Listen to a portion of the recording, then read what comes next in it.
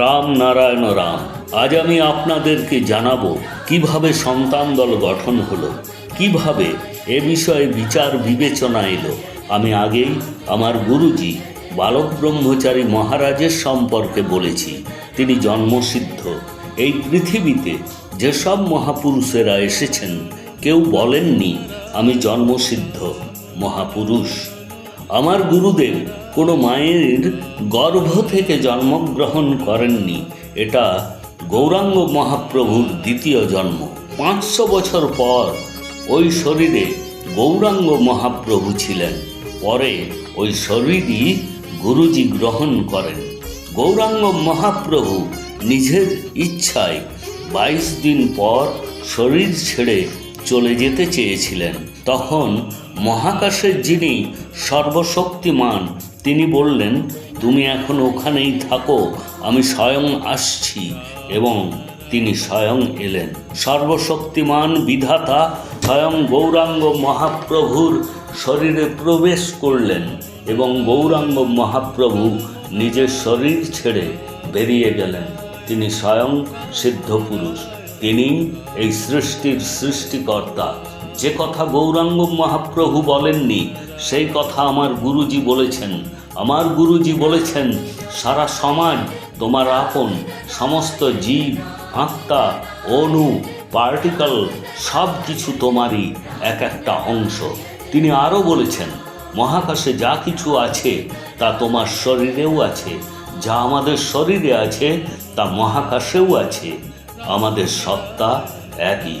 যেমন আমরা এক দেশ থেকে আরেক দেশে 1 সেকেন্ডের মধ্যে কল করে যে কারোর সাথে কথা বলতে পারি, যোগাযোগ করতে পারি, সেই রকমই মহাকাশের সাথে আমাদের যোগাযোগ রয়েছে। আমরা সব কিছু আলাদা করে রেখেছি, সেই রকম ধর্মকেও আলাদা করে রেখেছি। এই পৃথিবীতে 800 কোটি মানুষ রয়েছেন, সবাই ধর্ম নিয়েই জন্ম নিয়েছেন। যারা পৃথিবীতে ধর্মের ঠিকা নিয়ে বসে আছেন তারা অর্থের জন্য ধর্মকে আলাদা করে রেখেছেন, মানুষকে ধর্মের বিপথে নিয়ে যাচ্ছেন। কথাবাচক বা প্রবচনকর্তারা টিভিতে ভুল জ্ঞান ও তথ্য দিয়ে মানুষকে বিভ্রান্ত করছেন এবং ক্ষতি করছেন। এসব বন্ধ করতে হবে। মানুষ কবে এসব বিষয়ে চিন্তা করবে, কবে জাগবে? আমরা জন্ম থেকে অধিকার নিয়ে এসেছি।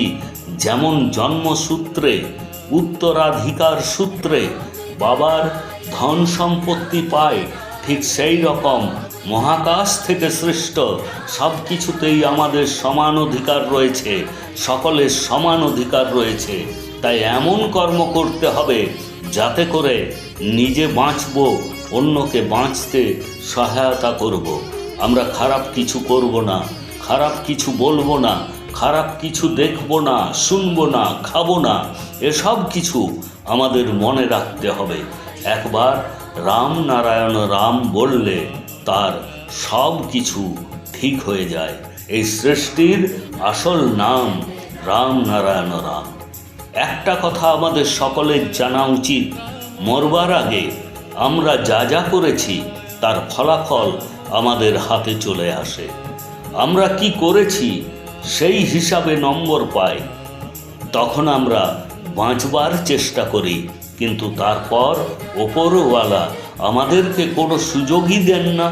সে তো শেষ হয়ই, তার সাথে সাথে তার শরীরের 50,000 কোটি আত্মাও ফল ভোগ করে। ওপরওয়ালা তার বিচার করেন। তাই আমাদেরকে সব কিছু ভেবেচিন্তে করতে হবে, ভাবতে হবে কোনটা ঠিক কোনটা ভুল। মৃত্যুর পর আমাদের অন্য জন্ম হয়, আমরা চাইলেও তখন আর কিছু করতে পারি না। পৃথিবীতে ধর্ম থেকে শুরু করে রাজনীতি সব কিছু ভুল হচ্ছে। পৃথিবীতে কোনো বই বা পুস্তকের প্রয়োজন নেই। প্রকৃতি নিজেই একটি বই। তাহলে কি আর অন্য কিছুর আবশ্যকতা আছে? আমাদেরকে প্রকৃতির ধর্ম, কর্ম ও নীতি মেনে চলতে হবে। প্রকৃতি ছাড়া আমাদের জীবন সম্ভব নয়। পৃথিবীতে মানুষ প্রতারণা করছে, লুটপাট করছে, তাতে সবার ক্ষতি হচ্ছে। তাই আমাদের সকলকে সঠিক ধর্ম ও কর্ম করতে হবে, যাতে করে সকলের ভালো হয়, কল্যাণ হয়।